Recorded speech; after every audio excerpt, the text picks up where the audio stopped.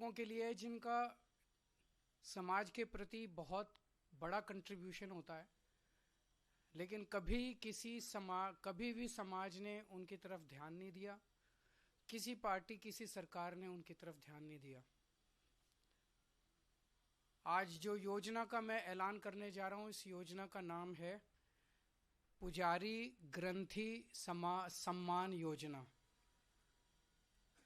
इस योजना के तहत मंदिरों में भगवान की पूजा करने वाले लोगों को पूजा करवाने वाले पुजारियों को और गुरुद्वारे में ग्रंथियों को हर महीने सम्मान राशि देने का प्रावधान है।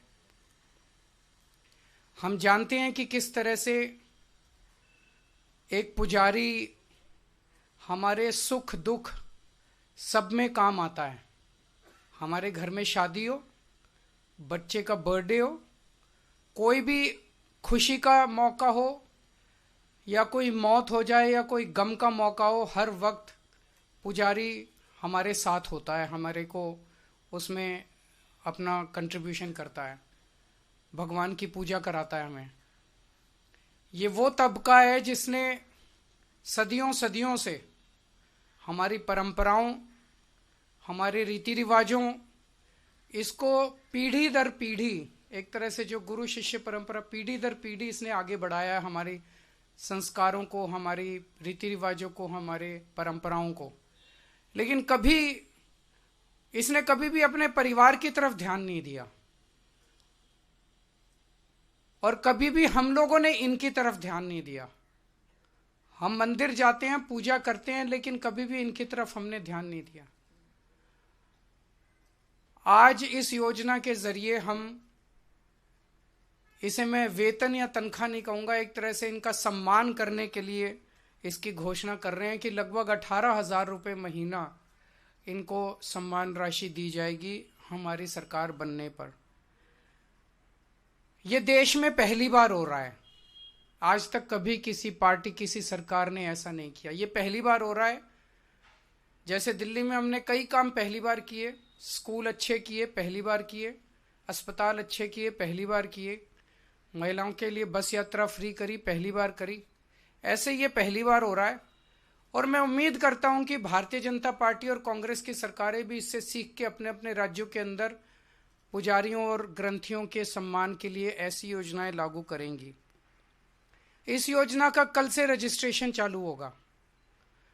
कल इस योजना का रजिस्ट्रेशन एक तरह से शुभारंभ करने के लिए मैं कनॉट प्लेस के हनुमान मंदिर जाऊंगा और वहां के पुजारियों का रजिस्ट्रेशन करके आऊंगा और उसके बाद दिल्ली के सभी मंदिरों और गुरुद्वारों में हमारे एमएलएज, हमारे कैंडिडेट्स, हमारे कार्यकर्ता पुजारियों का और ग्रंथियों का रजिस्ट्रेशन कल से फिर मेरे आरंभ करने के बाद पूरे दिल्ली के अंदर इसका रजिस्ट्रेशन चालू होगा।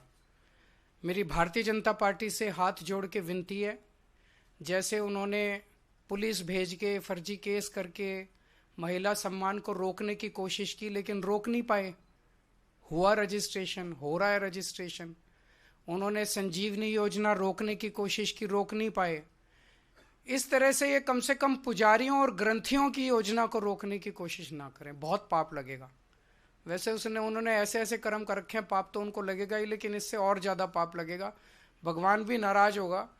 एक तरह से पुजारी और ग्रंथी हमारे और भगवान के बीच में एक ब्रिज का काम करते हैं, सेतु का काम करते हैं, हमारी प्रार्थनाओं को भगवान तक पहुंचाते हैं।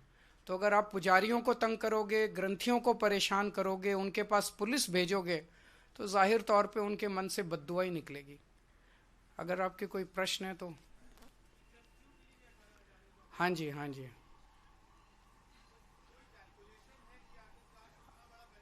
जो भी होगा उसकी चिंता मत कीजिए, पैसे की कमी नहीं होने देंगे। जब रजिस्ट्रेशन पूरा हो जाएगा तो बता देंगे कि कितने लोगों ने रजिस्टर किया।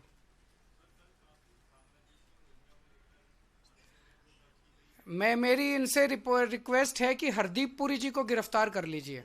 उनके पास सारा डेटा है, कहां कहां उन्होंने रोहिंग्यों को बसाया, उन्होंने ट्वीट करके बताया है। ये इतनी मेहनत कर रहे हैं, जरूरत क्या है, नौटंकी क्यों कर रहे हैं? हरदीप पुरी जी के पास और अमित शाह जी के पास सारा डेटा है कहाँ किस रोहिंग्या को बसाया, वहां उसको कर लो गिरफ्तार। ऐसी नौटंकी मचा रखी है, मतलब इन्होंने कोई देश चलाना थोड़ी है, सुबह से शाम तक नाटक करते रहते हैं ये लोग। बहुत बहुत शुक्रिया।